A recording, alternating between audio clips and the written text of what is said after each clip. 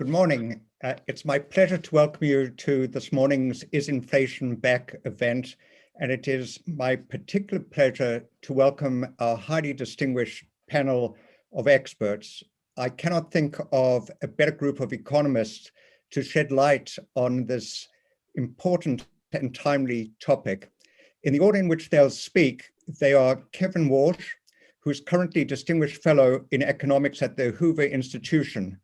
Before that, Kevin was Special Assistant to the President for Economic Policy and then a Governor at the Federal Reserve Board. I might also mention that Kevin wrote an extremely good op-ed on the subject in yesterday's Wall Street Journal. He'll be followed by Charles Goodhart, who is now Emeritus Professor in the Financial Market Group at the London School of Economics.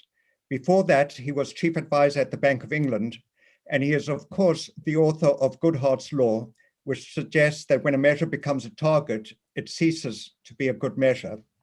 Most recently, together with Manoj Pradhan, Professor Goodhart has written The Demographic Reversal, a very timely and provocative book that deals with long-run inflation outlook.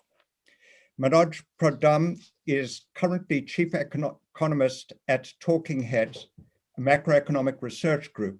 Before that, he was Managing Director at Morgan Stanley, where he led their global economic team.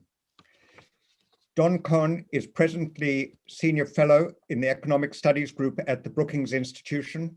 He was formerly Secretary of the Open Market Committee for many years and Vice Chair of the Federal Reserve Board between 2006 and 2010. And finally, Alex Pollock will moderate the event. Alex is a former AEI colleague of mine, and we've hosted many events together. He's now back as Senior Fellow at the R Street Institute after being Principal Deputy Director in the Office of Financial Research at the US Treasury. By way of introduction, let me say that we live in the most extraordinary of economic times. The US and world economy are now recovering from the worst economic recession in the post-war period.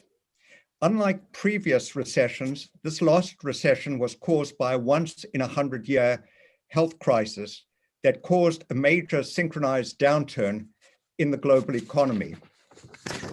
One of the fallouts of the COVID recession that has a bearing on the longer run inflation outlook is that it appears to have damaged global supply chains and given additional impetus to protectionist sentiment both at home and abroad. This would seem to be of particular concern, considering that over the past few decades, globalization in general and the integration of the Chinese economy into the world economy in particular has been a major source of global deflationary pressure. If the depth of the recession was without recent precedent, so too was the force of the economic policy response. Following the onset of the pandemic, public spending in the United States is projected to increase by around 25% of GDP in 2020 and 2021.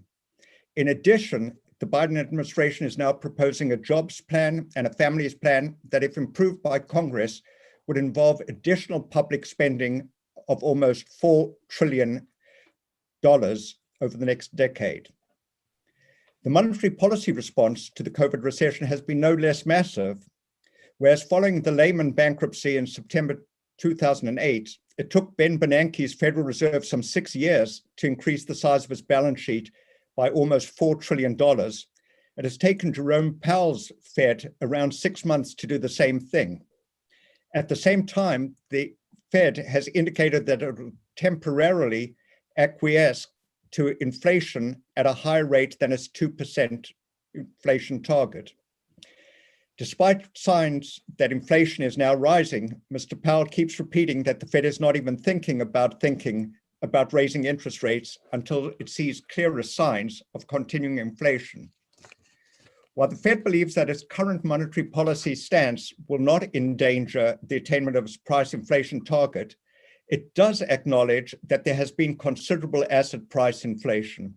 Indeed, in its recent financial stability report, the Fed noted that should risk appetite decline from its current elevated level, a broad range of asset prices could be vulnerable to large and sudden declines, which could lead to broader stress in the financial system.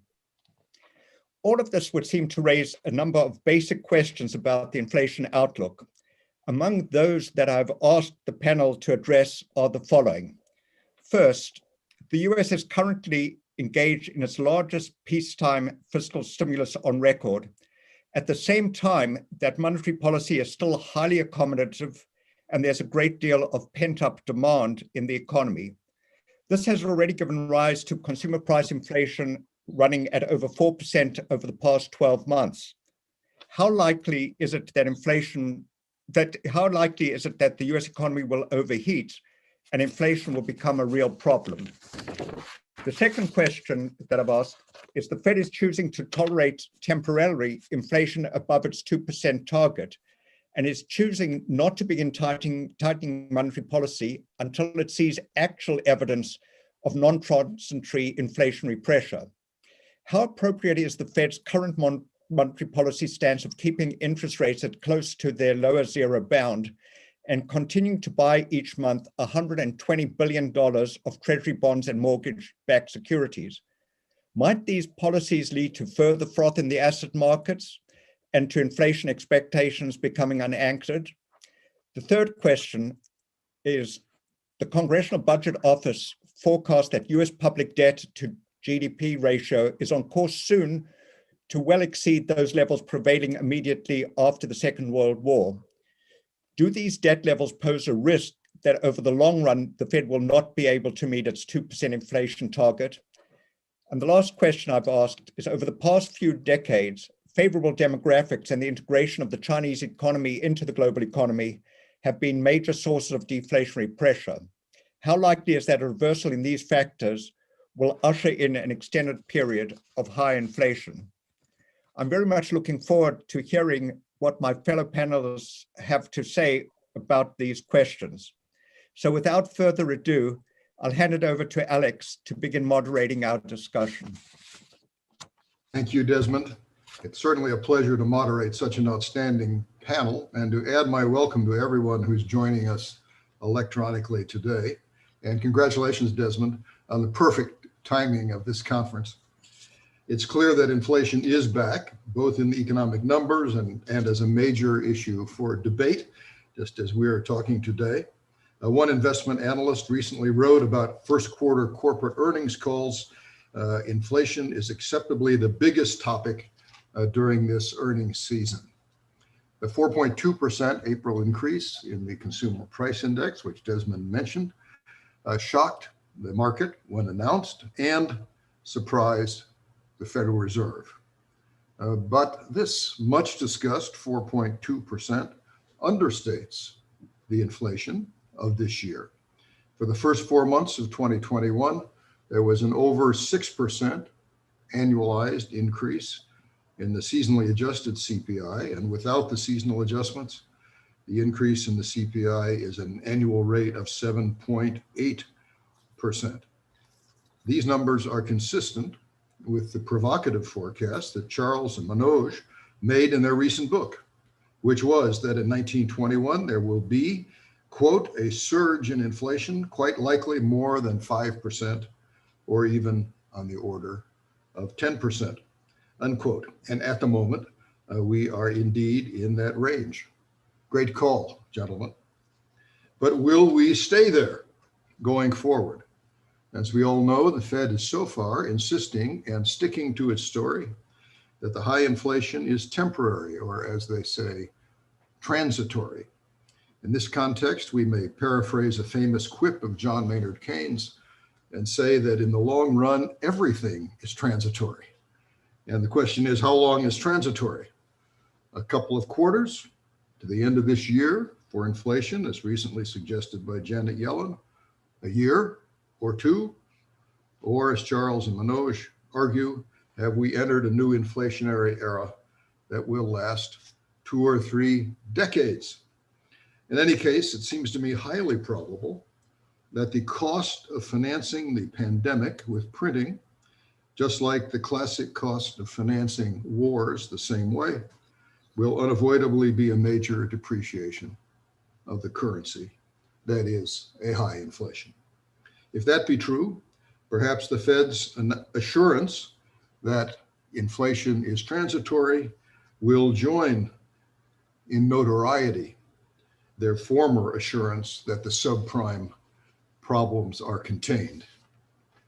Looking back a century, Keynes wrote in 1924, quote, "It would be too cynical to suppose that governments, except possibly the Russian government," he added, "depreciate their currencies on purpose." Well, that was a different time, for now the orthodoxy has become that governments promise to depreciate their currency constantly at a rate of 2%, but maybe it gets to be more than that. Pursuing this modern constant depreciation goal seems to be closely associated with generating asset price inflation, and that we have a lot of. There was an interruption in asset price inflation, shall we say a transitory one, for the financial panic and crash of 2020, but asset prices are booming again, of course, fueled by negative real interest rates and extreme monetary expansion. Perhaps the most notable observation here is the runaway inflation in house prices. In March of this year, house prices were rising at a 13% annual rate, according to the Case-Shiller National Index. Right now, the AEI Housing Center estimates house prices are inflating at more than 15% a year. Where will this inflation go, and how will it end? Don Kohn and I exchanged notes last week about the remarkable fact that with this red-hot housing market in process, the Fed is still stimulating and subsidizing it, buying mortgages at the rate of $480 billion a year, when the Fed already owns 20% of the whole national mortgage market. What happens next? Kevin and Don, I, for my part, wish you were both still on the Federal Reserve Board to help address these matters. And a final note is that, of course, these issues are not confined to the US, but involve the global monetary system, the International Central Banking Club, and global financial markets. Our panel today, as Desmond said, is exceptionally well positioned to elucidate the questions posed by inflation's being back, how transitory or not that may be, and what economic effects and costs we may expect. Each panelist will make opening remarks from 10 to 12 minutes. After that, we'll give each a chance to respond to others or clarify points. Then we'll move to a general discussion. Questions from the audience can be sent to John Kearns of AEI by email or by Twitter, who will get them to me for the discussion, and we'll adjourn promptly at 11:45. Kevin Warsh will be our first speaker, and Kevin, you have the floor. Right, Alex, thank you to you and Desmond for including me in this panel. When I heard that list of questions, I couldn't think of a better group to try to answer those with me. That's too much for any of us alone. I also give the two of you a lot of credit for putting on this panel a real diverse set of views. We probably all spend a little too much time in the last year and a half just speaking to people who agree with us. I hope that's not true inside the Fed. I know that's not true outside the Fed. And so having Don here to try to defend what the Fed is up to is just what we need to have a robust discussion. If as you suggest, we were back in government, I can actually think of very few people who I'd want sitting next to me as he did for all those years than Don. So it's an honor to be here. To Charles, it's fabulous for me to be able to have him on this panel. I think he's got a depth of views, both of monetary policy history, but at least as important institutions, which is where I first spent time with him when I was doing a report on the Bank of England. And no one was better in helping me think about the bank as an institution and the effects that can have on things like inflation. For my money, he would have been a great governor of the Bank of England. So it's an honor to join them. Alex and I spent a lot of time together back debating whether Fannie and Freddie and the home loan banks could be reformed. Had they listened to the likes of Alex and me, I think we wouldn't quite be in harm's way, and certainly the government wouldn't be standing behind these institutions. And to Manoj, I've been reading about your work for years, so it's an honor. So with that, I think you framed the juxtaposition of this situation, Desmond, quite well at the beginning, which is we have the strongest economic growth in the US in more than 40 years and the loosest financial conditions in the history of the world, the loosest mix of monetary and fiscal policy. And that's not a juxtaposition I ever would have thought formidable, which makes the timing of this discussion, I think, incredibly important. So let me try to answer your questions, make 5 quick points. First, this is the most significant doctrinal shift in monetary policy since Paul Volcker himself was chairman.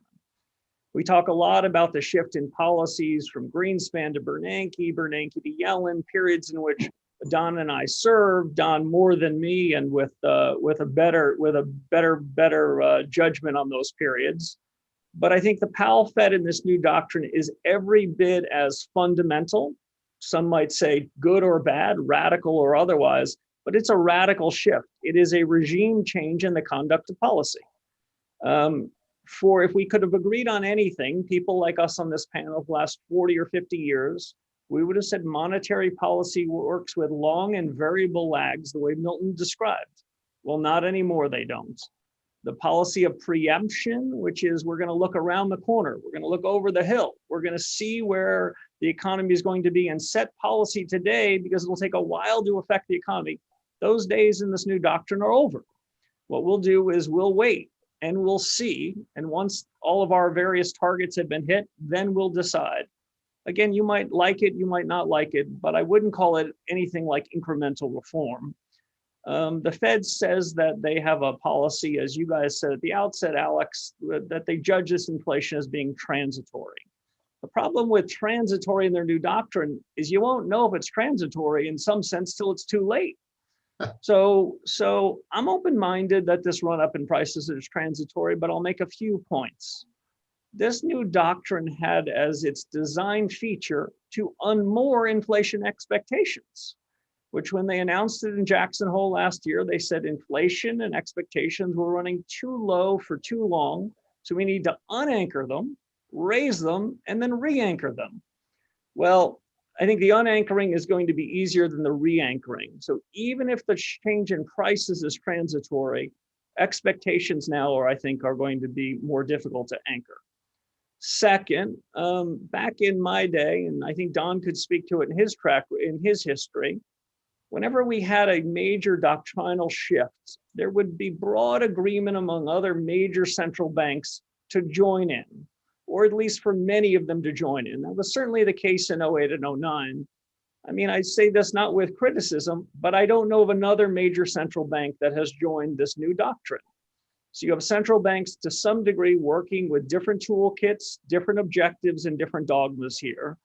I think that has implications for the dollar. And if the trends of the last 8 or 9 months are true, that means more dollar weakness, which means more inflationary pressures. Not sure that's being included. And a third point under this major doctrinal shift is the market structure. We've talked a lot and heard a lot in the last several years across administrations about concentrations of power, concentrations of market authority. If that's true, then in fact, when the shift is happening, those with market power might try to use it. So you might take higher input prices in your costs, pass them along, and you might end up getting used to that in a reinforcing cycle. And one final point on this doctrinal shift, just to mention, I don't know if the Fed's right. I genuinely don't know, but I'm not sure any of us could, even if one were at the Fed with all the information and the incredibly talented staff. So we ask the question that we central bankers should ask all the time. What if we're wrong? What are the consequences of policy error? And I think given the massive expenditures we're talking about, if the Fed's wrong here, the consequences are quite significant. So that's my first meta point. Second point, adopting this new doctrine would make sense to me, even with those reservations, if we could answer 3 questions. with an affirmative answer. Do we, or the Federal Reserve, or the economics profession generally, have a robust model to predict inflation? I'd suggest the answer to that is no. Second, do we have a strong framework to connect quantitative easing and interest rates to the inflation formation process? Also skeptical that we know exactly how that works. Third, do we have a data set that is sufficiently reliable to measure inflation with the precision the Fed seeks to do it? Can we measure inflation coming forward to the right of the decimal point? I tend to think the answer to that question is no. So those are doctrinal questions, even if one were to believe in the dogma.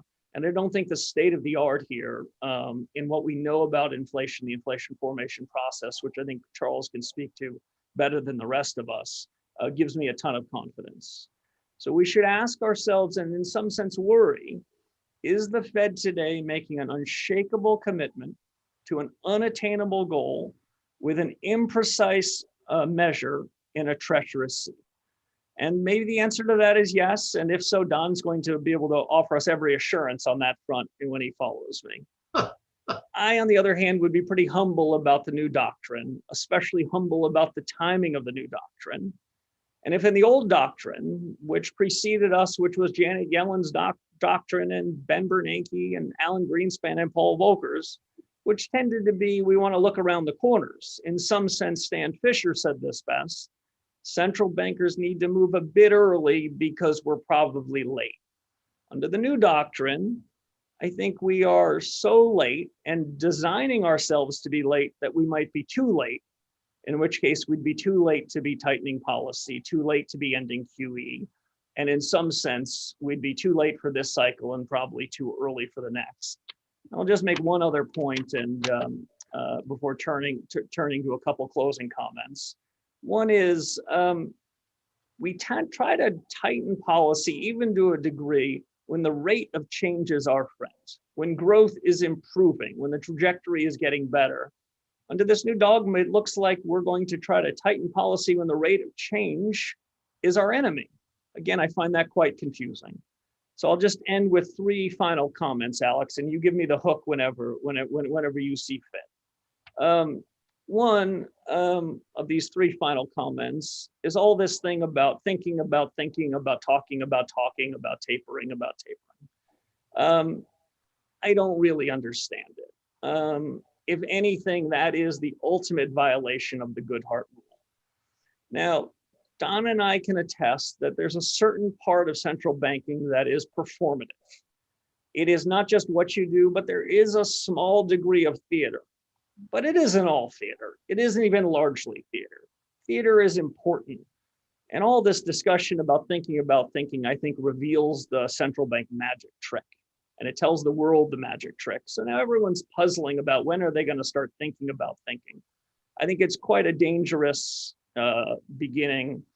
Everyone in markets now is following this shiny little ball about when are they thinking about tapering. See if I can state it plainly. Talking about tapering is a sideshow. What matters is what they do, much more than what they say. And all this talking strikes me as quite counterproductive. And if I had my wits about me, they would be encouraged to take some steps, however small, in the doing, with a little less emphasis on the talking. Two final points, Alex. It might be that some on this panel and some at the Fed find comfort that by their various measures, they think inflation risks are well managed, inflation expectations are well contained, treasury yields having moved from 90 to 160 look to be pretty stable. If I learned anything in the 08-09 crisis with Don by my side, it's that risks are highest when measures of risk are lowest. I would find it alarming how little the 10-year treasury is moving. I would be troubled by the low variance and volatility around many of these key securities. I wouldn't find comfort in them. But that could be scars from the last war, and maybe they've got fresh and novel views there. And as a last point, we're talking about inflation, and I don't mean to take the headline of this event and at all relegate it. But the biggest risks to the Fed might in the near term be inflation. but inflation has never been at the top of my list as the sole or predominant risk for the central banking policy. I've always been much more worried about fiscal dominance and misallocations of capital and mission creep and institutional roles and responsibilities, all of which have been incredibly blurred. As I wrote in the journal this morning, the Fed has bought 76% of the cumulative fiscal deficit since the pandemic began, 56% of all the Treasury issuance, and in the US economy, things are booming right now. But I'll say this, price stability is the sine qua non of the Fed's institutional credibility. If the Fed were to get this wrong, then all the politics which seem to be perfectly obeying on those other things would turn against them. So like the rest of you, I'm rooting for the Fed's new doctrine in spite of voicing these concerns. We are all sitting here in the cheap seats. We're not there in centers of power. So in that sense, we really are thinking our best thoughts about them, but trying to encourage a degree of humility and open-mindedness as the next few months, I think, are going to really be a time of testing. With that, let me turn it back to you, Alex. Thanks very much, Kevin. Charles, welcome to this AEI conference. It's great to have you here, and you have the floor. Alex, thank you very much. It's a great pleasure to be here. You and the listeners are primarily concerned with the interaction between US monetary and fiscal policies that are happening now and inflation over the next few years. But during my 10 minutes, I would like to turn to Desmond's final question, which relates to the context, the underlying structural features that determine whether the pressures on inflation are basically disinflationary or inflationary. Now, there's no doubt that monetary policy was much better after we moved to independent central banks and inflation targetry. But it wasn't just the adoption of improved monetary policy that led to lower inflation rates over the Great Moderation and indeed in the period since the Great Financial Crisis. Now, there are many factors that could have led to the disinflation, but we put particular emphasis on globalization and demography, particularly the role of China, as Desmond indicated. Now, the left-hand side chart, as you see here, shows in the blue line the working age population as available in the Western economies, North America and Europe. And the yellow line represents those of working age population in China and Eastern Europe, both of whom entered the world's trading system from the 1990s onwards. You can see that because China is the most populous country in the world, that actually the availability of labor in these new countries was far greater than in the Western world, so that any employer in the West who had mobile production could shift from a high wage economy to a low wage economy, and did so in very large amount, so that China became the manufacturing hub of the world. And that had major disinflationary effects on the system. Not only led to relatively cheaper manufactured products, it also was a threat that employers could use to beat the workers. You know, if you don't keep wages down, we'll simply move to Hungary or China or wherever. And also it led to a major shift of the workers from manufacturing to services. And of course, it's much easier to organize workers into unions in manufacturing, where they come together in large-scale factories, and in services where they're dotted around in small units. And that meant that the bargaining power of labor got severely trashed during this particular period, and the power of trades unions went down very sharply, which led to the inequality, with the blue-collar workers doing very much worse than anyone else. And you can see the shift of working age population on the right-hand side, rising by leaps and bounds, and peaking effectively in about 2010, and coming down increasingly rapidly thereafter, with absolute declines in many key economies such as China and Germany. It was not only the increase in the working age population, It was the fact that during these years, there was a shift from housework by women to being actually part of the labor force, together with the decline in the birth rate and the rise of consumer durables, washing machines, and the rest of it, meant that an increasing large proportion of women moved from housework, which was not included in GDP, into actually working in a form that did lead to increases in GDP. And that, again, produced a massive shift in the availability of labor. There has never, ever been such a massive, huge, positive labor supply shock in the history of the world. It effectively more than doubled over the course of about 25 years. And inevitably, it led to disinflationary forces. Now, this is going to shift, and it's going to shift because unless there are very sharp increases in the retirement age or the reduction in pensions, there are going to be an increasing proportion of the old relative to the workers, and the old in advanced economies actually consume more than anybody else. It's not that we, since I'm one of them, actually buy more food or buy more clothes, though we do tend to take rather longer holidays. Is actually that we tend to get sick more often, and sick in the form of neurodegenerative diseases, which actually are subsequently are at the moment without any cure. And that leads to very large costs in the form of Medicaid, care assistance, and so on. And that has the effect that the fiscal costs are going to rise very sharply. Too many people think that the fiscal problems of the West and the US are simply a function of COVID. They are not. The rise in the public sector debt ratios was marked before COVID. COVID has led to a small bump, as you will see on that diagram. But after that bump is over, the upward slope in the expectation of the public sector debt, as set out by the CBO in its latest projection, is pretty much exactly the same now as it was before. So unless there are some very major changes, we're going to get very sharply increases in debt ratios. And remember, wars had massive increases in debts, but wars were temporary. And after wars were over, people expected that fiscal policy was going to go back to a relatively stable state.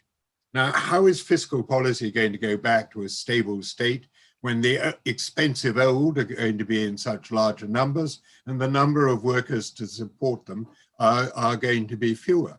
What's going to happen? What's the end game going to be in this? Well, the first point to make is that growth is very unlikely to come to our aid, because growth is a function of the growth in the number of workers interacting with the increase in productivity that they can apply. Now, what we know is that the growth in the number of workers, the growth in the workforce is going to slow right down towards Japanese type levels. Now, it is likely, particularly with onshoring, with the ending of the cheaper supply chains and the spat between the US and China that Desmond again mentioned, that investment at home is likely to increase. It already has started to increase, and that will increase productivity within our own economies. But we tend to think that that will be modest. Now, taxation then, unless you are going to cut back on the benefits for the old, which as an oldie myself, I would not like to have, the alternative, if you're going to stabilize the fiscal position, is higher taxation. But you name whatever tax you like to name, and I will show you how politically difficult it will be to introduce. Interest rate increases to try and stabilize inflation? Well, yes, but interest rate increases are just as politically unacceptable, particularly as debt is much higher. When Paul Volcker dealt with inflation, the debt ratios of our non-financial corporations and public sector were somewhere between a third and a half as bad as they are now. Higher debt makes it much harder to raise interest rates without possibly bringing about a financial collapse and a recession, which would be even worse. So that inflation may be unattractive, but politically it's possibly the easiest way to get out of this, and therefore may be politically necessary. And remember that in our book, we don't talk about many things, including climate change. And the effect of dealing with climate change is likely to bring about a very strong additional expenditures and even more inflationary forces. So because of all these reversing of the underlying demographic and globalization effects, we think that over the next 3 decades, that rather than being disinflationary, they will be inflationary. But of course, there's been so much momentum in reducing labor bargaining power that we never knew when this was going to happen.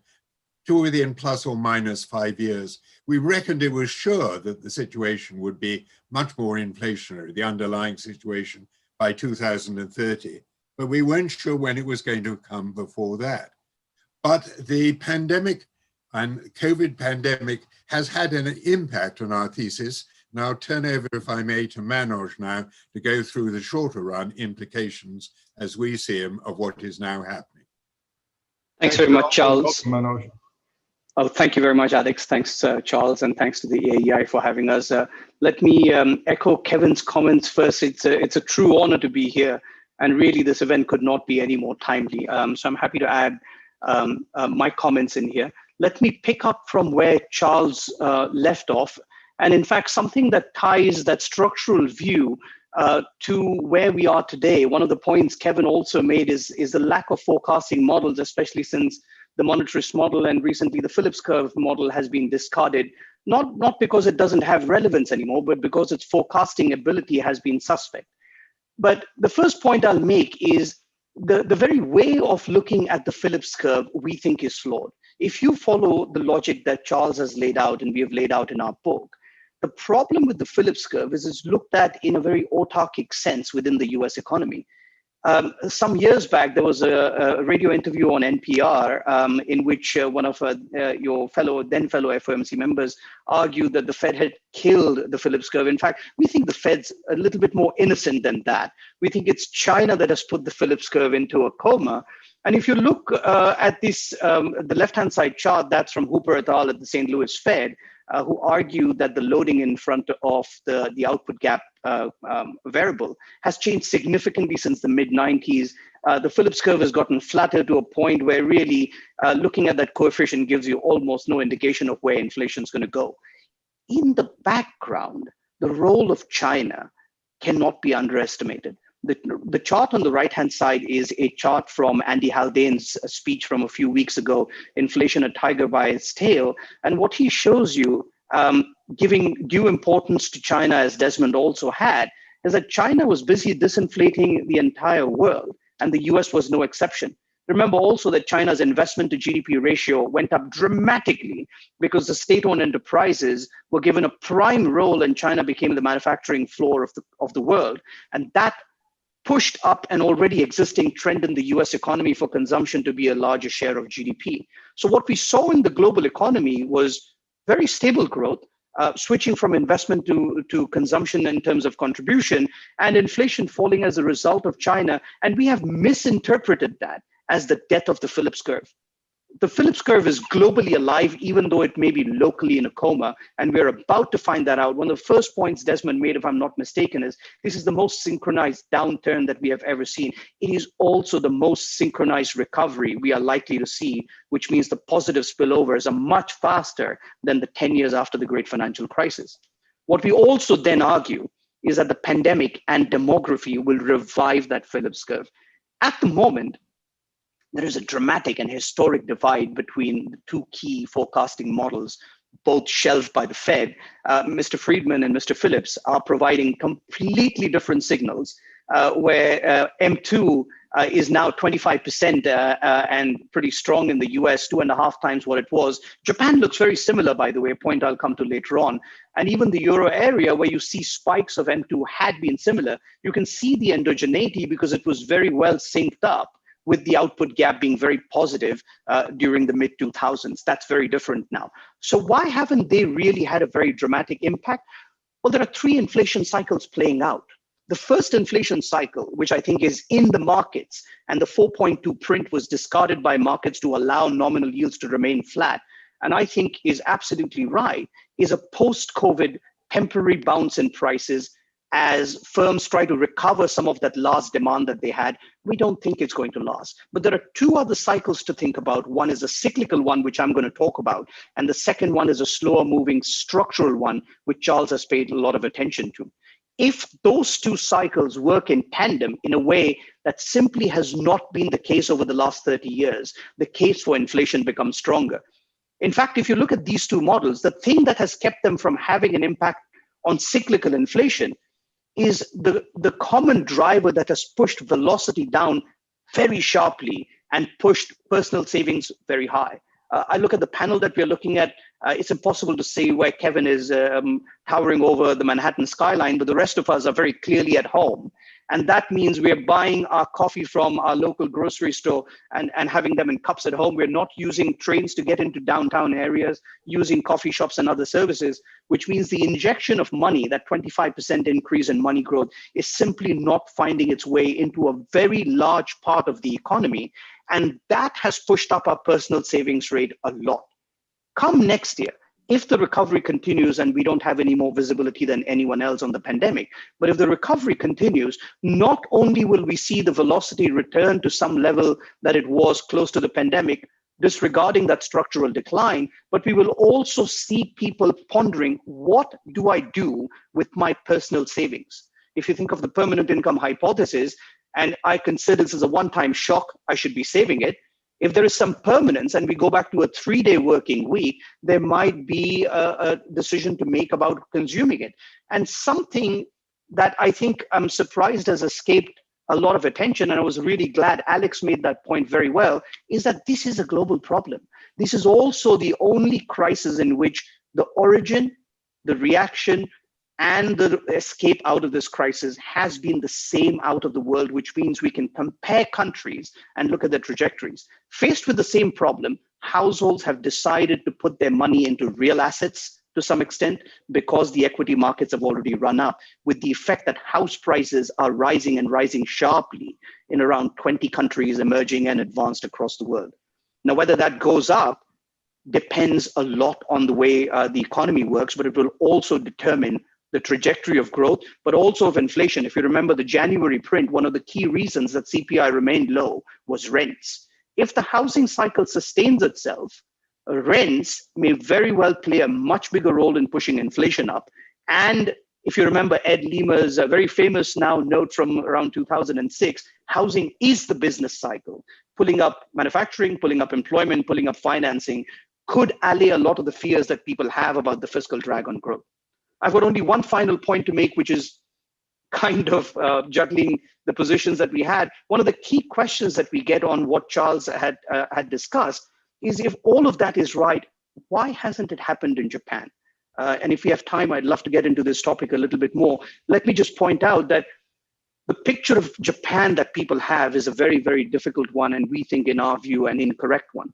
Japan, rather than being an economy enclosed unto itself, was a very open one, in which you saw the Japanese corporate sector taking a very global view of production, shifting production abroad aggressively, and importing inflation or falling inflation from Japan. Cyclically speaking, though we tend to think about Japan as an economy that has tried absolutely everything and thrown the kitchen sink at the problem, if you look at M2 growth, it has never exceeded 5% in the last 3 decades. Today, it stands at 10. And that leads us to the unprecedented comment that both Alex and Desmond had embedded. We are truly at a point where the extent of the monetary and fiscal stimulus, which Kevin described for the US, is a global issue, and we should be thinking about this in a far more aggressive way. I'll stop here. Alex, back to you. Thank you very much. Thank you very much for those very interesting comments. That brings us to Don. Welcome. Thank you, Alex.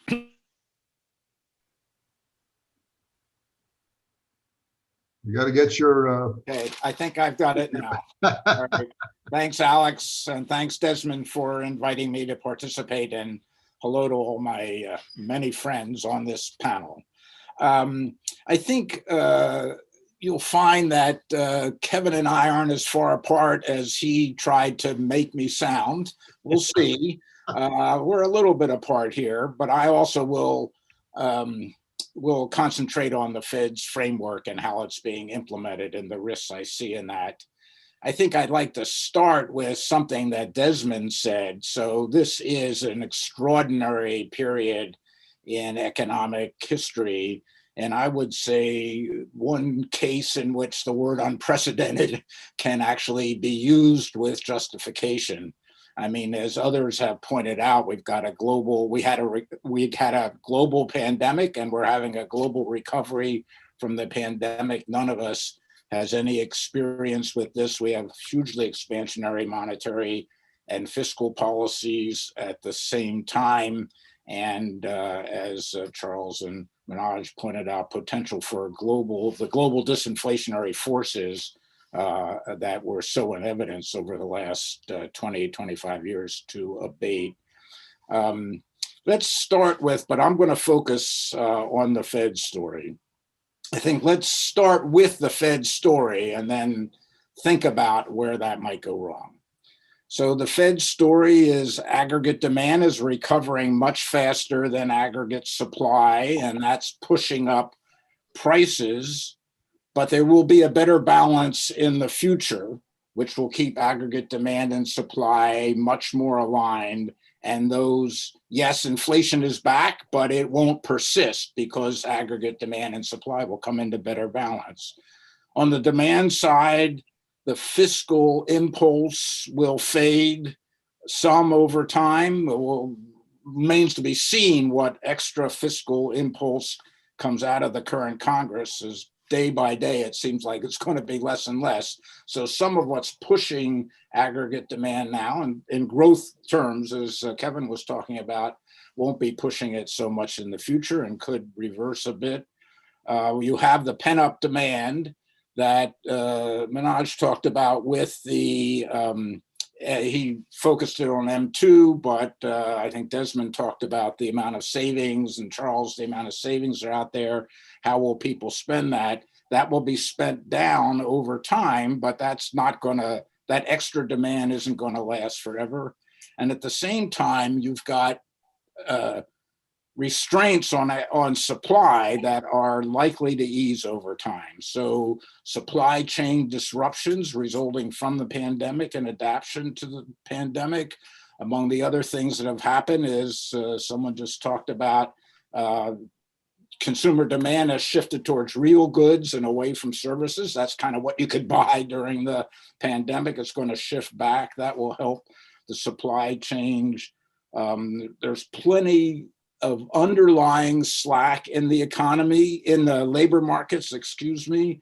There are 8-9 million people unemployed who might have been employed if the economy had gone along as it was going in 2020. Now they are not making their force felt on the labor market.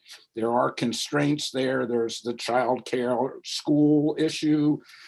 There's the unemployment insurance, which is discouraging people from offering labor. There are lingering COVID fears. There takes time when you get back to work to match the jobs and the people.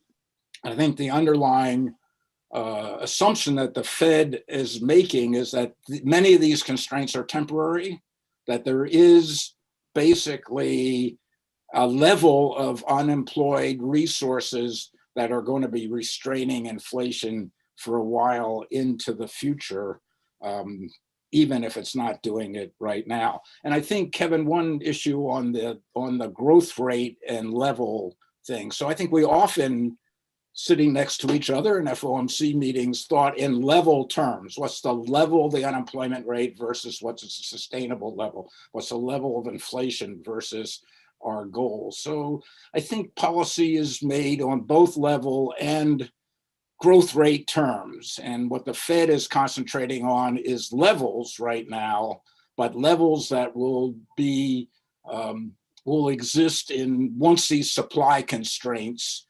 are eased.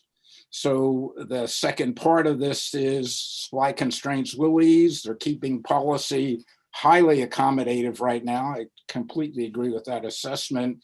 And that's going to keep demand for labor high and enable people to come back to work. And it won't risk a persistent increase in inflation, provided these supply constraints ease and provided inflation expectations remain reasonably well anchored. And I would say right now, it seems to me the markets are kind of consistent with the Fed story. The implied inflation compensation in financial markets is high for the next few years, but then it declines after that.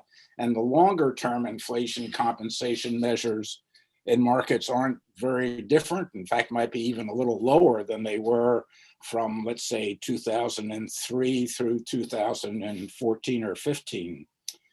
And there are considerable benefits from allowing people to get back to work and keeping policy accommodative. So I think the Fed is right. I guess here's where I do differ from Kevin. I think the Fed is right in keeping policy highly accommodative right now. The fourth quarter will be a critical test. Once the unemployment insurance extras goes away, schools open up, to see whether the hypothesis about easing supply constraints will be enough to keep inflation under control. But there are risks to the upside for inflation, that inflation might persist, both from the underlying economics, which Charles and Kevin covered, and also from the Fed framework. And this is a framework that was designed for a low inflation, low interest rate, flat Phillips curve, very little response of inflation to changes in unemployment rates, a framework that was designed for the kinds of surprises that we had from 2001, 2002 through 2020, that is, we were surprised at how low the unemployment rate could go without creating inflation. And this framework was designed to deal with that. But it makes it a framework that's not designed to deal with the upside risk to inflation. And that's the worrisome piece. There's asymmetry in the reaction function. The Fed has said it will react to shortfalls from high employment, from full employment. It'll keep policy accommodative as long as the judge is that there are shortfalls from full employment, but it won't react to overshoots in full employment. It won't preempt inflation from rising. I agree with Kevin that this is a big change and contributes to that uncertainty. It's redefined maximum employment to be broad-based and inclusive. We don't quite know what that means, but I think that's also an element of we're going to take our chances on allowing employment to rise rather than react to that. And they're aiming for an overshoot of 2% employment for some time, following an undershoot in order to keep inflation expectations, longer-term inflation expectations at 2. So I think those things all contribute to kind of an upside risk to inflation if the underlying economy is different from what they expect. And then they're implementing it also in a way that gives rise to these upside risks. So they say they're going to keep interest rates at 0 until they're at full employment and inflation is at 2 and threatening to go higher. So that's a minus 2% real rate at full employment, deliberately overshooting in order to get inflation above 2 in order to create this average inflation over time. And they've said that policy will be accommodative even when they hit their 2% average inflation goal. Again, just reinforcing what Kevin said, there's nothing in here for lags in the effects of policy on inflation. And I think there are risks of misjudging what maximum employment is, since it's not well defined. And the risk is they'll need to tighten more and faster given their unwillingness to forecast inflation. So what should the Fed do? I think if I were on the board, on the committee sitting next to Kevin, we might have slightly different votes here, seeing risks in the same direction, but at least for a while, I would kind of stick with the current policy until it's proven to be the wrong policy, which I think could easily occur in about 3 or 4 or 5 months before the end of the year. But for now, the benefits from sticking with this policy, helping people get back to work, I think are huge. But I think they should acknowledge the upside risks. I think they, like Kevin, I think the price stability objective is key, and they need to acknowledge that this is an overriding objective. That's what's going to protect independence. So I think the Fed could be under a lot of pressure when they start to raise interest rates, because some people will be unhappy. They always are unhappy when the Fed raises interest rates. And what you have to point to is price stability and the fact you're protecting that. And in fact, people don't like inflation. Inflation is not a popular thing to have. This is where I wonder about Charles' hierarchy. In the end, we'll get to inflation because everything else is unpopular. Inflation is not very popular either. I think they ought to talk more about maximum employment and define it the way they always used to. We used to. Maximum employment is the highest level of employment consistent with price stability. And Rich Clarida did that in a speech a couple of weeks ago. I'd like to see much more of that definition, once again, bringing forth the price stability thing. And then finally, I'd like to see in their forecasting and projecting exercises, I think Chair Powell sort of walked away from the dots at the last press conference. He kind of told us to ignore them.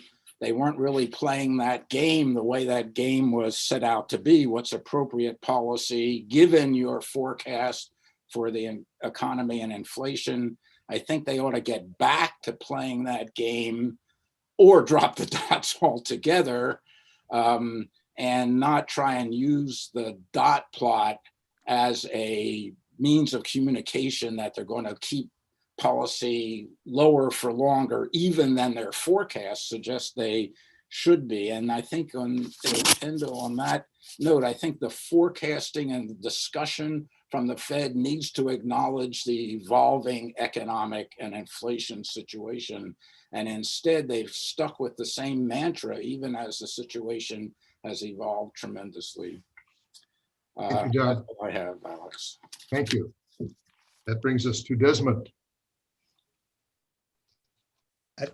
Thank you very much, Alex, and thank you to fellow panelists. I agree with very much what has been said. What hasn't been mentioned very much is asset price inflation, and I think that that really is very relevant to our discussion. So I'd want to make my presentation in a slightly different way. What I think that we've got is we've already got the asset price inflation from very expansionary expansionary monetary policy. What I think we're next going to get is we're going to move to consumer price inflation. But where I guess I differ from the panelists is that I think when we get the consumer price inflation, we're going to have higher interest rates, and those high interest rates are going to deflate the asset price bubbles. So we're going to get the bursting of the everything asset price bubble. And while I certainly agree with Charles, going forward, the demographics and the debt problem really point to higher long run inflation, I think that we could get a period of deflation occurring. So let me just run through this in terms of looking at what I call the everything asset bubble. What underlies the everything asset bubble, of course, is the expansion in the balance sheets of the central banks. So we're not just talking about the Federal Reserve, but we're talking about certainly the ECB, we're talking about the BOJ.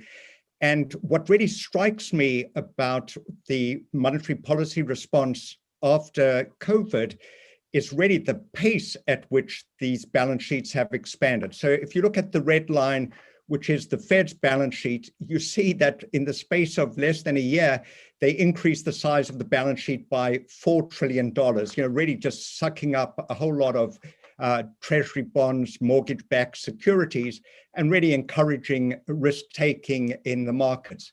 You've got the same thing with the ECB. The ECB's balance sheet now is $9.5 trillion. It's about the same kind of size increase as the United States. So what that gives rise to is it gives rise to an equity market bubble. You see that in the United States. I find this chart rather striking, that if you look at the cyclically adjusted price earnings ratio, we're now at something like 37. We've only been there once in the last 100 years. It's double what the historic average is. So it's got to be telling you that there is some froth, to say the least, in the equity market. As Marjan pointed out, we've got the same thing in the housing market. So I thought his chart was better than this chart, but this chart shows the Case-Shiller index. We're way above where we were at the peak in 2006. Granted, this isn't adjusted for inflation, but if we were to adjust it for inflation, we'd be at the bubble levels that we were before. So now we've got an equity bubble, we've got a housing bubble, but the bubble that really concerns me most is the bubble in the credit markets. So we're finding that the riskiest borrowers in the United States are now borrowing at the lowest spreads that they've had. So that's telling you that there's froth in those kind of markets. And then, if we go to the emerging markets, money during the pandemic has been flowing to the emerging markets in big quantity, never mind that their debt levels are at levels that we've never seen before. If you take Brazil, it's got 100% of GDP, that should be flashing red lights. On top of that, they're running massive budget deficits, so it means that the debt is on a bad path, which tells you, at least tells me, that as soon as the interest rates start rising in the United States, we're going to have debt crises in the emerging markets, or currency crisis in the emerging markets on a big scale. And then I can't resist pointing out that Italy, which has never seen debt levels, the country's 150 years history, we've never been at debt levels this high. We've never had budget deficits this high. But that doesn't stop it from borrowing at rates way lower than that at which the United States government can borrow. So in short, I'm saying that the context we've got, and this is from the Fed, pumping up all of these asset price markets, we've got asset and credit bubbles all over the show, that makes it different, certainly from 2006, where the bubbles, or 2008, where the bubbles might have been confined more to the United States. So I really don't understand how the Fed continues to buy all of these bonds when we've got this kind of froth in the market, and when they themselves in their financial stability report recognize that you can have problems in these markets. Let me now turn on to the notion of the United States economy overheating. I'll repeat much of what has been said by Kevin, but I'll give it a little bit more in terms of the numbers, which I find I'm not as agnostic as to where short-run inflation is going. I wanting to return my degree back to Cambridge if inflation doesn't occur.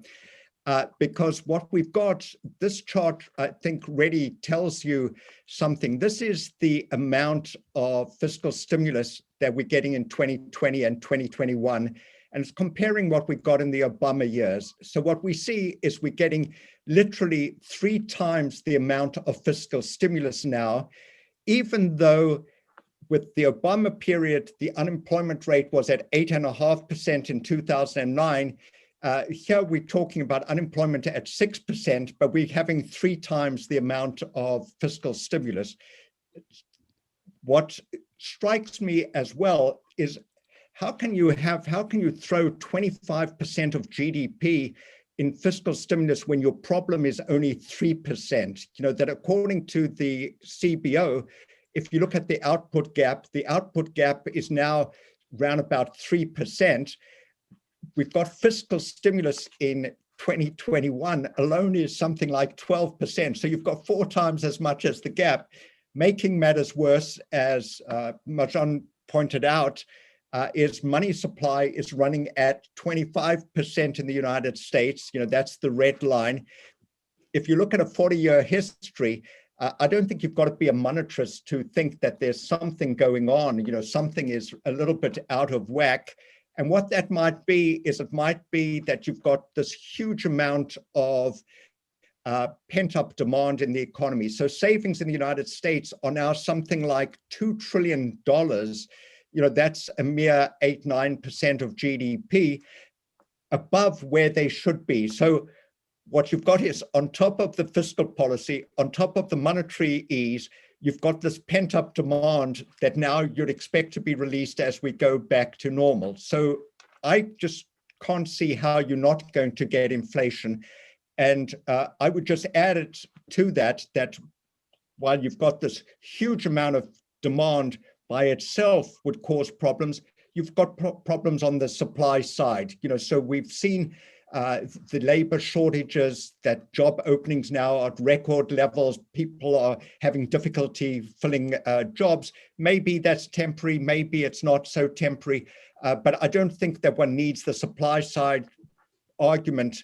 The demand just seems to be totally excessive in relation to what the size of the gap is. So I see the inflation pressures coming. One of my colleagues, Paul Kupchak, put together this chart, which is just showing you the inflation. What he's done is the dotted lines show the consumer price index and the personal consumption expenditure deflator. Those are way above the Fed's target. This is running that 4.2% and the 3.1%. But what he's done in the solid lines is he's annualized the latest monthly numbers. So what we're seeing is inflation currently is running more like 8-9% rather than at this low level. He's trying to get rid of the base effects. Another chart that really causes me concern is the Michigan survey of consumers.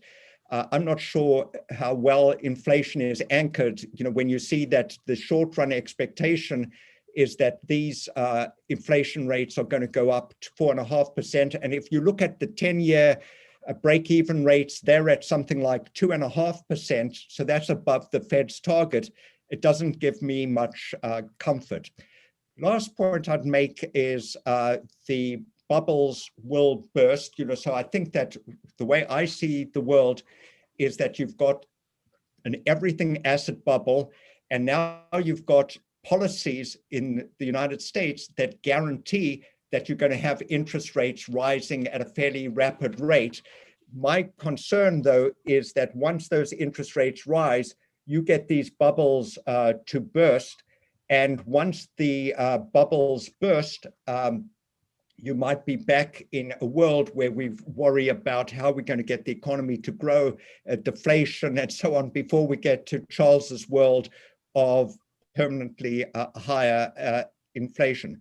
Last point that I'd like to make is that things don't depend entirely on the Federal Reserve. That I think that these bubbles can burst before the Federal Reserve acts. So what can occur is that if the bond vigilantes decide that the Federal Reserve is way behind the curve, they're not going to wait till the Federal Reserve raises interest rates before they jack up the 10-year rates. They're going to be dumping these treasury bonds. The Chinese won't be too happy holding United States treasury bonds. So you could get the rise in the interest rates that deflates the bubbles before the Federal Reserve acts. In fact, what I would say is that the chances of these bubbles bursting are all the greater if the Fed is behind the curve. So my recommendation would be that the Fed realizes a reality, doesn't keep pumping up these asset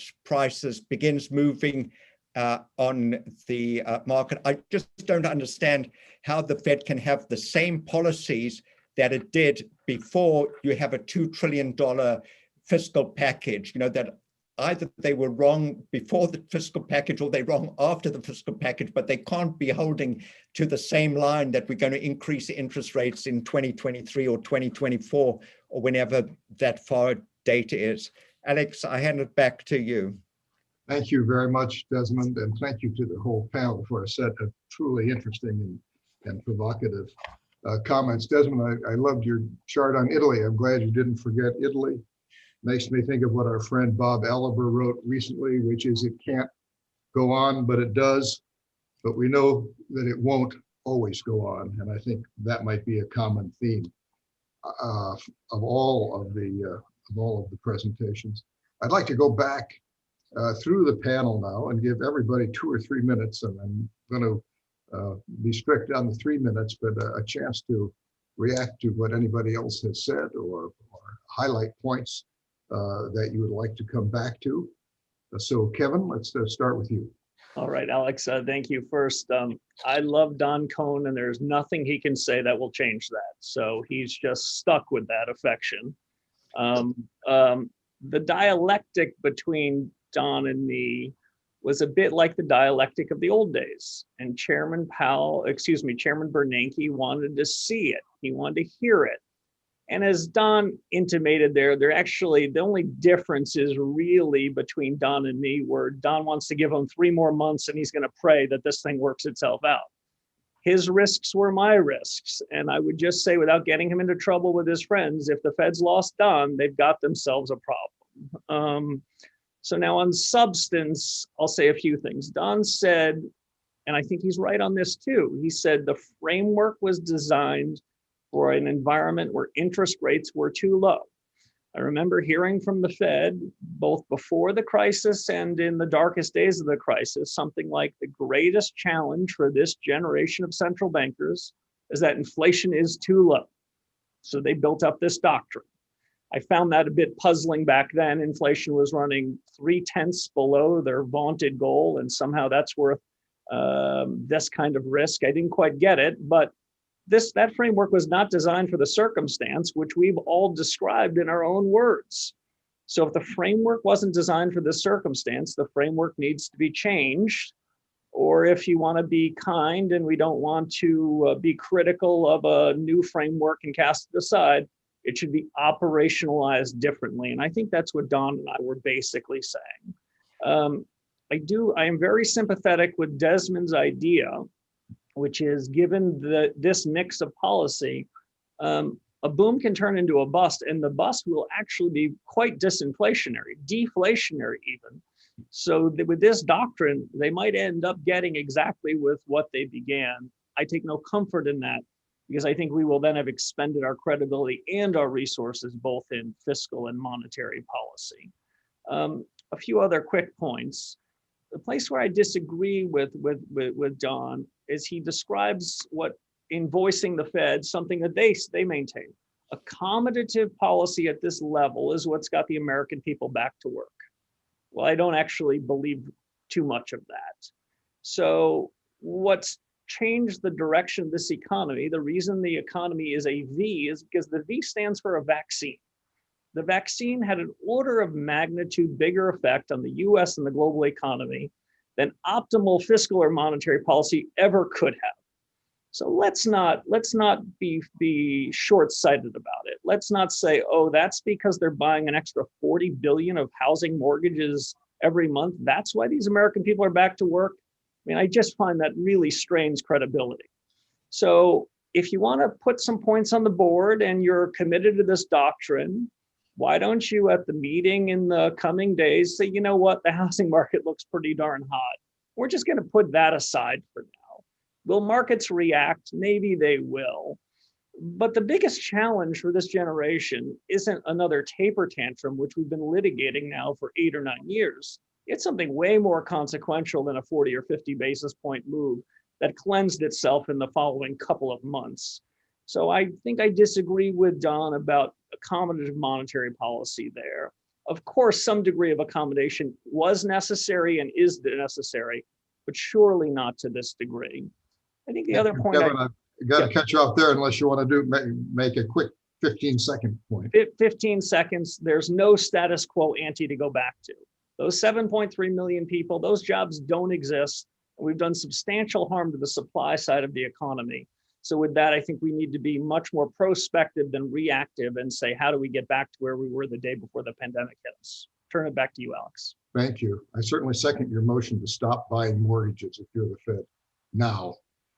But let us go on. Charles, 3 minutes. Any comments that you want to make? Yes. First of all, I'd like to say that I pray that the mainstream Fed approach to lower for longer, no inflation, interest rates remaining low for as far ahead as you can see is right. Because otherwise, life is going to get very, very difficult.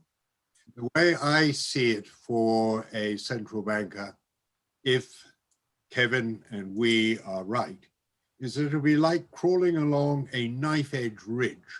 You do too little, you find that inflation will just go on accelerating. You do too much, you get into Desmond's financial crisis and a recession, and that does nobody any good at all. And whether there is a knife-edge ridge along which you can crawl safely, I think remains very uncertain. And it's going to be horribly difficult. Now is a horrible time to become a member of the central bank open market committee or whatever. I think that actually, just when you get a pandemic going on, is the worst possible time to try and set a new monetary regime. And I do think that the monetary regime that the Fed has set is very odd, in the sense that everyone now says that what a central bank should be is transparent. Now, do we have any idea about over what time period the Fed is averaging in order to achieve its average inflation target?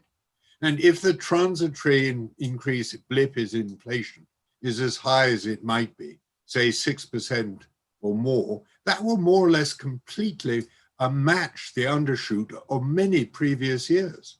Now, if it does match the undershoot of many previous years, is the Fed really saying that if inflation goes a bit above target, they will try and undershoot the 2% target from future? I doubt it very much. And finally, the idea that supply constraints are going to go away, and it's not going to be true. And the world has changed. Globalization is reduced. The very effect of the COVID pandemic has made a lot of countries feel that crucial manufacturing forms, such as being able to produce your own vaccines within your own country, is essential. We are giving up cheap supply chains in order to protect ourselves. Protectionism, as I think Desmond said, is increasingly rife. The idea that supply is going to return to normality is, I think, extremely hopeful. That's it for me. Thank you very much, Charles. Manoj, Thanks 3 minutes, and maybe you want to touch on Japan a little bit more too, which I know you wanted to. Sure, I'd love to. So let me try and use my time to talk a little bit about markets. The first thing I want to point out is we've talked a lot about the Fed, but a similar amount of lack of concern about inflation is also there in financial markets. If you look at the slope of the break-even curve, is inverted. It's telling you that because CPI prints high and real yields have to pay out, break-even inflation in the near term at the 1-year level is very high, and then it falls rapidly afterwards, telling you that the markets believe the Fed. So all the criticisms that we are talking about, if they apply to the Fed, they apply equally to markets. Second, I very, very, very much love Desmond's point. It's a point that's made far too infrequently, and I try to do this whenever I speak with people, is that the biggest risk that any financial market can give you is that the central bank doesn't do its job. If you look at Hungary, for example, even before this episode, the policy rate never moved above 1%. It was at 0.95. And so whenever inflation came about, the yield curve was tasked with doing the job of becoming the automatic stabilizer. And that's exactly what you saw in the first quarter, where real yields outstripped break-evens. So the rise in nominal yields was actually less about worrying about the rise in inflation. And I think my interpretation was that markets were saying, well, if you're not going to do your job because you've got an inclusive goal, which I didn't sign up for as a financial market, then I'm going to try and do your job for you. That was a very harsh interpretation that markets gave. That said, as Alex suggested, I'm going to use the last minute, if I still have one, to talk about Japan. I think the problem over there was if you have a graph of 6 countries, and you had Italy in yours, Desmond. If you take their debt levels and you take a look at their service costs, it's impossible to find out which one's Japan. Japan had very similar characteristics in terms of interest rates and inflation as the rest of the world. In fact, Japan's demography turned at the same time that China was disinflating the world. It's not an economy in autarky. If you look at their debt profile and a lot of the analysis of Japan, it says Japan had very difficult demography. It had weak growth and low inflation. One must have caused the other. In behavioral economics, that would be narrow framing. In fact, if you look at Métis reports, and we spent about 6 months going through those before we started writing the book, it shows you very clearly that Japanese corporates were actually very savvy to this historic one-time shock to labor supply that Charles spoke about. They invested, produced, employed, and retained profits heavily outside Japan. So rather than have this picture of a Japanese economy that was being crushed by demography, it was more that Japanese corporates understood that demography was much better outside. There were significant problems at home. None of that is true today. The time for looking for escape valves like China is well behind us, because the entire world, North Asia and Eastern Europe, which make up the bulk of global growth, are all aging at the same pace. I don't think that lesson from Japan really applies to anywhere close to where we are today. I'll leave it there. Thanks very much, Alex. Thank you. Thank you. Very, very interesting. Don, further comment? Yeah, just a few points, Alex. I think Manoj's point about markets is important, and it's what I also tried to point to. The market, the inverted curve for inflation compensation suggests that at least the markets so far believe the Fed's story. Now, this could be temporary. But it's true for now. Now, and as Kevin said earlier, the markets don't always get it right. They could have it wrong. And the thrust of what I was trying to say is I wish the Fed would acknowledge the upside risks in this thing and do it more openly.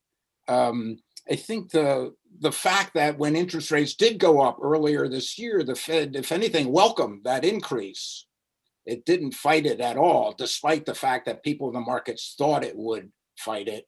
I think was a constructive step. It was about vaccines and the rebound of the economy. Just a word or two about asset bubbles, asset purchases, M2. I think the extent that these asset values are stretched is more a function of interest, generally low level of interest rates and the promise to keep them low for a very long time than it is of the asset purchases themselves. I guess I bear scars from AEI scholars telling me that our asset purchases in 2009, 2010 were going to create a massive amount of inflation. And it wasn't whether, Don, it's when. So I think it's hard to take these purchases and translate them into inflation or asset bubbles per se. Having said that, as Alex said, he and I had an email conversation. Why would you be buying mortgage-backed securities under these housing conditions? And even if they just shift that into treasuries, at least it would be acknowledging there was an issue that need to be dealt with. And finally, on Charles' point, I think central bank communication I'm not sure there's a knife edge here, Charles, but I do think they're in a very delicate spot of analyzing what's going on in these unprecedented times, keeping policy accommodative. I agree, Kevin, it's not only monetary policy that's boosting the economy, it's both basically the vaccine and fiscal policy together. But they don't want to be stepping on the brakes now either, at least not yet, until they see what happens in the fourth quarter. So it's a very delicate communication message that they are trying to convey, or they should be trying to convey. I guess they just, and I agree with your point about transparency on, Charles, on this new framework. Some of it's transparent, some of it isn't, and moving in a direction to define what maximum employment is, how long you would keep inflation above target, et cetera, I think would be constructive steps and help the market anticipate what you'd be doing next. Thank you. We're going to go to Desmond for a few comments, but before we do, let me remind the audience that as we move here to the last 15 or 20 minutes, if you want to send in questions for the panel, you can email those to John Kearns. It's john.kearns@aei.org, John Kearns at aei.org, or you can Twitter him on #AskAEI Econ, and we'll be glad to get your questions. With that, Desmond, 3 minutes for more thoughts or reactions. But I want to thank Kevin, for reminding us that monetary policy operates with long and variable lags, and I think that is a point that seems to be overlooked. So if we do wait till we get the inflation, one is going to be far too late. It's better to anticipate what's going on, to be forward looking. I also very much liked Charles's description of where the Fed is right now. It's in a very unenviable position. It looks to me like they don't really have good options. If they don't raise interest rates, they risk having more inflation, setting us up for an even harder landing. If they do raise interest rates, they run the risk of deflating the bubble, and everybody blaming them for doing that. So I think that Kevin and Don are doing well sitting in think tanks rather than being on the board.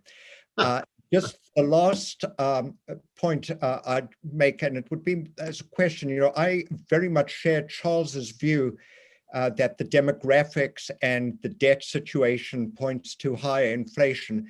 But a question that I've got is, what is technology's role in all of this? And specifically the following is that technology, computerization and all the rest, that was a deflationary force as well during the last 25, 30 years. And if President Biden is to believe, technology now is going to be at an even faster rate going forward. And if you've got things like driverless cars, or you've got 3D printing, or you've got robotics, my question is, would that not put downward pressure, have the same kind of effect as China is having on putting downward pressure? It's the same as increasing labor, making it more difficult for unions, that they're just going to be replaced by machines. Might we not have downward pressure? But I certainly buy the argument that I like is the rising debt. The easiest way to deal with this is going to be to inflate it away. You're going to be not by a positive decision, but by an omission. The easiest thing to do is do nothing about it, and it'll inflate itself away. So I'm not challenging, the notion that we might be headed for long run inflation. I'm just questioning whether technology might not attenuate that to some degree. I'd like to say, Desmond, from a point of view of sovereign debt management, inflation is always preferred by issuers of sovereign debt to outright default as a historical matter if you've got the debt in your own currency. But Charles, maybe you could take a minute to take up Desmond's question on the role of advancing technology. I know your book addresses this issue. Any comments on that? Well, neither Manoj nor I are particularly adept at knowing anything about technological advances. We would just say that, first of all, those who are adept at this are differ, because Bob Gordon thinks that the low-hanging fruit have now been picked, while others like Brynjolfsson think that the future will be even better. But what we would say is that the effect of aging is going to have an effect on labor usage because in the personal experience that we both have with close relatives having Alzheimer's, if you've ever been in a dementia ward, you will know very clearly that what people who suffer in that way really need is human sympathy and empathy. And the empathy quotient of a robot is exactly 0. Now, robots can help in the form of lifting people out of bed and into wheelchairs and out of wheelchairs and into baths and so on. But in terms of actual care support, what is needed is human support. And that is going to mean that the aging process will mean that a large proportion of the working population, 10% in the case of Japan, is going to have to move into looking after the elderly. And because there's got to be a large shift of workers into the care sector, that means that we're going to need an awful lot of the technological advances that Desmond very rightly pointed to in order to release labor to look after the old, because that is an area in where robotics simply won't do. Alex, do you mind if Yeah, please. Go ahead. I wanted to make one point here. It's a question that we get very often. I think we should keep in mind that China was a massive use of technology. They started with a capital stock that was next to nothing. Today, their factories have 3D printing, robots, everything that you can talk about. So the disinflation that we've seen, particularly in the manufacturing sector, is very much technology over the last 25 or 30 years. So the question, Desmond, that I think you are asking, if I'm not mistaken, is can we see the same thing in the services sector? And there we're a little bit less enthusiastic. We're not technology experts, but it seems very difficult to us to think that the medical profession looking after the elderly in their own economies is going to be replaced by people living in other countries, either because of legal restrictions or because of other technicalities. And at the same time, we've got immigration restrictions on people who could have come with lower skills from other countries and helped look after the elderly in our own economies. So it is possible, as Charles says, we need a lot of job destruction through technology, but it's very likely to be at the lower end of the skill ladder where technology is a substitute, not really a complement. Okay, thanks. Maybe relevant to this question of technology, which is, of course, has been for 2 centuries a major driver of growth and of real incomes, needless to say, when they built railroads all over the world. That was certainly as important as building computers. But we have a question from the audience we might want to take up from Doug Carr, who says there's a 40-year secular downtrend in inflation and real growth, and you're suggesting this extraordinary cycle would reverse itself. Could we say more about that? Maybe that's for you, Manoj, or Charles, or anybody else who wants to get in.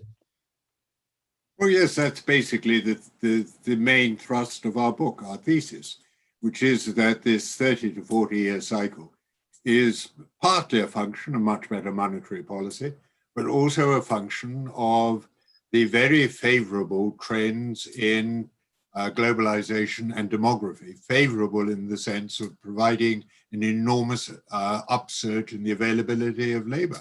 This has cheapened labor in the Western economies and made the living standards, particularly of those who had any command over capital, whether human capital or financial capital, much better. The last 30 or 40 years have been absolutely wonderland for anyone with capital. But it ain't going to last. It isn't going to last because these underlying trends of globalization and demography are changing. What's really interesting is most people tend to agree when we discuss demography over the last 30 years that it has played a role in lowering inflation.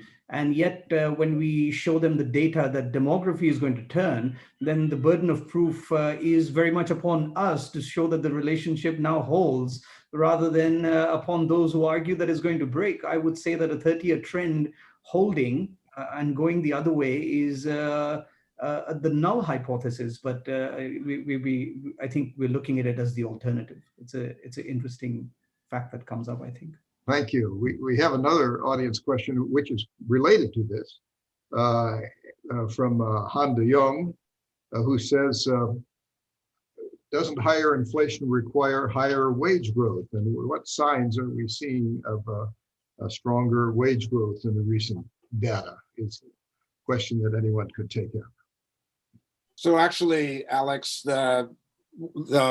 some measures of wage growth have picked up quite a bit, but those are generally not, those reflect changes in composition of labor towards manufacturing goods production rather than services production. So that the measures of compensation that adjust for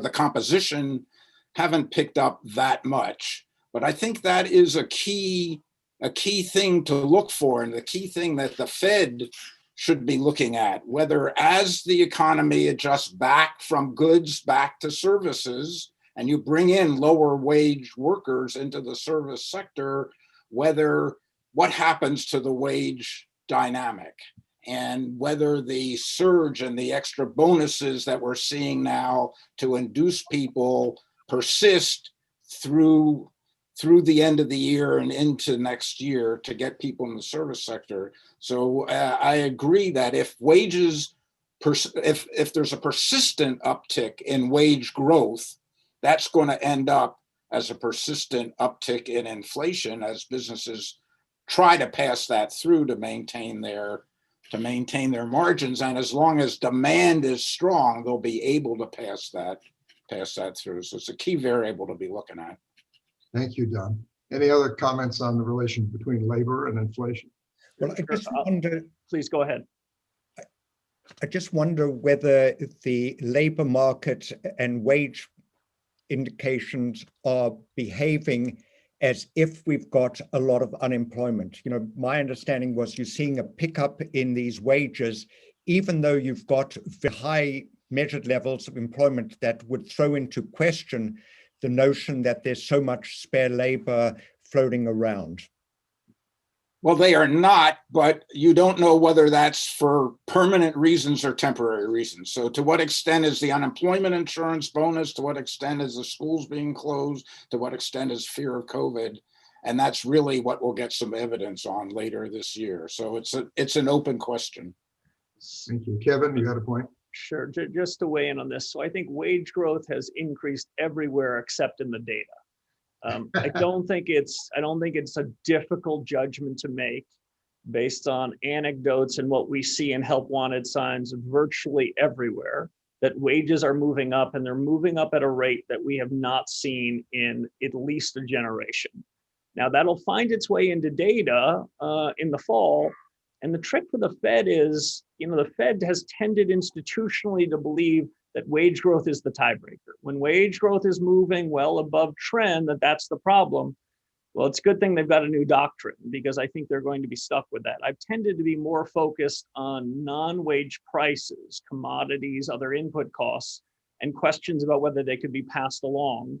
And I think the broad suite of these continue to move up meaningfully. And just to put maybe a fine point on it to end, we talk in central bank circles about full employment. Full employment is a function of the broad environment. And it might be that we are in some sense at full employment right now.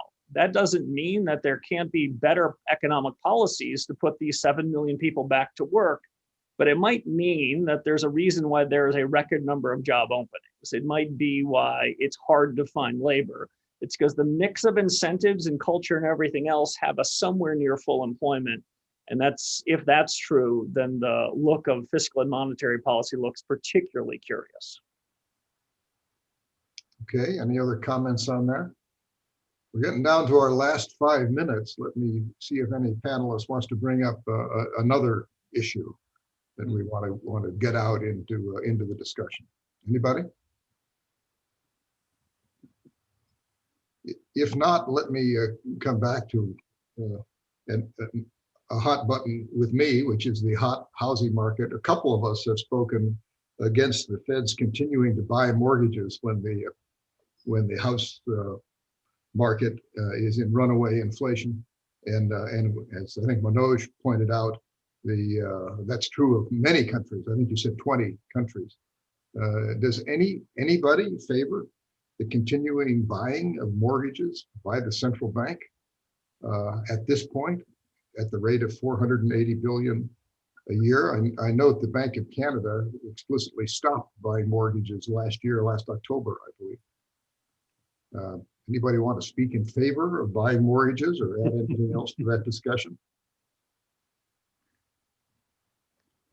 Well, silence gives consent, as they say. Time for parting shots.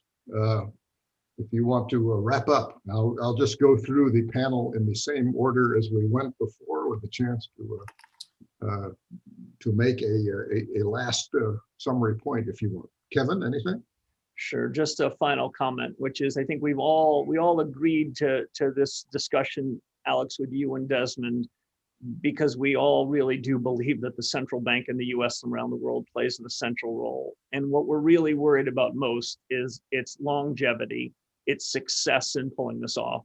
So I think we all spoke from a perspective of trying to give fair warning, trying to give an outsider view. We are admittedly in the cheap seats here. We don't have the burdens that the current occupants in these offices have. But I think the longer the wait, the harder these choices get. And for those of us that believe in the Fed, this is a sort of a clarion call for action, because I think that the time is going to be testing as we get ourselves through the summer. Thanks, Kevin. Charles, a final minute. I agree very much with Kevin. I think it's a very, very difficult time to be on the FOMC. I cannot myself believe that those on the FOMC don't really understand the risks that are being run. I think that they need to come much cleaner about the fact that there are risks, even though I think that I would agree with Don that I wouldn't do anything just at this moment, except say that the world could be a lot more difficult and a lot more dangerous than they seem to assert. It's the overwhelming confidence that they seem to assert that everything will go as they hope, as they want. And they can't be confident like that. Nobody knows the future, particularly after this pandemic. We don't know how things are going to pan out. And to suggest that the risks of higher inflation, which have been set out, to ignore them, I think is just unduly complacent.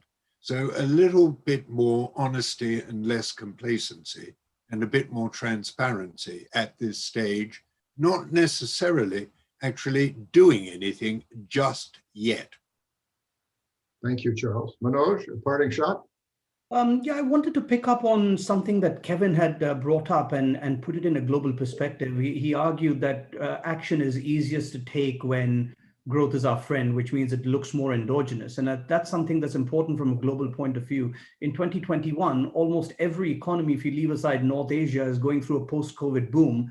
We know the first 2 to 3 quarters after reopening are the easiest one to see growth in. And in 2022, I fear that a lot of emerging markets and many advanced economies will start seeing a reversion to trend, which is not going to be very flattering. So even if the Federal Reserve has a fully endogenous path laid out for itself from a US perspective, the effect of raising interest rates on the global economy always leads to a feedback during tantrums or during rate hike cycles. And that is something that should not be left out of a globally endogenous discussion. I don't know, I'm sure people in the Fed and certainly the people on the panel here are 100 times smarter than I am. I just hope they would make this a little bit more vocal. Thank you. Don. Thank you, Alex. Thank you, Desmond. And I just want to agree exactly with what Charles just said. It gives me a great deal of pleasure to hear him state the position, what I feel more articulately than I can state it. And I would only, picking up Manoj's last point on this thing, I think the Fed needs to be more open and honest than I think it was in the last round of projections about what it's actually expecting to do. And if it's going to publish these forecasts, it'll abide by the rules, warn us that rates are going to have to go up. That by itself will be a very constructive step rather than continuing to say we're not even talking about, et cetera. And I think they're moving in that direction. I sense from the recent pronouncements of various FOMC members that they're more open to that discussion. So I'm hopeful they're moving in the direction that all of us think they should be moving in. Thank you, Don. We're getting down to the end. Desmond, thank you for organizing this outstanding event. And you get the final word. I would just echo what Kevin said earlier, that it's far more important what the Fed does than what it says, that the actions are more important. And it would seem to me that all the clues are pointing in the direction that we could have a nasty bout of inflation, and that the sooner that the Fed starts tapering and starts talking about raising interest rates, the better it will be. Thank you. And thank you to all the members of the panel for an excellent discussion. Thanks to the audience for joining us. And again, Desmond, thank you to you for arranging this whole thing.